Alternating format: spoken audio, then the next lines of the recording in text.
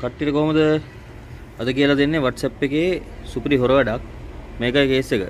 ඔයාලා ගර්ල්ෆ්‍රෙන්ඩ් හරි බොයිෆ්‍රෙන්ඩ් හරි හම්බෙන්න ගියාම WhatsApp එක ඔන්න data on එකේ තියෙද්දි හදිස්සියේ කෝල් එකක් කර මැසේජ් එකක් හරි ආවොත් අනිවාර්යයෙන්ම ඒ කෝල් එකේ මැසේජ් එක එනවා. හැබැයි මේ ට්‍රික් එක යූස් කරාට පස්සේ data on එකේ තිබ්බට WhatsApp එකට එන කෝල් එකක්වත් මැසේජ් එකක්වත් එන්නේ නැහැ. පොඩි සිම්පල් කේස් එකක් කරන් තියෙන්නේ. මෙන්න මේකයි කේස් එක. WhatsApp එකට ආවා. WhatsApp එකට ඇවිල්ලා දකුණු පැත්තේ උඩ තියෙන ඩොට්ස් උන ක්ලික් කරාට පස්සේ settings වලට ආවා. settings වල මෙහෙම list එකේ පල්ලෙහාට යද්දී storage and data කියලා තියෙනවනේ. මෙන්න මේක. ඒකට ආවා. ඒකට ආවට පස්සේ 1 2 3 4 වෙනියට තියෙනවා proxy off කියලා. අන්න ඒකට ආවා.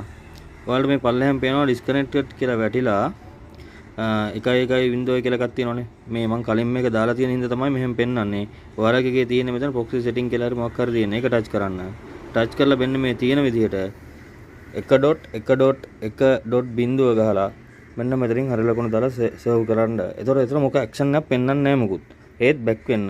බැක් වුණාට පස්සේ ඔයාලට මෙතන උඩින් පෙන්නනවා use proxy කියන එක on කරගන්න කියලා. අන්න ඒක on කරන්න.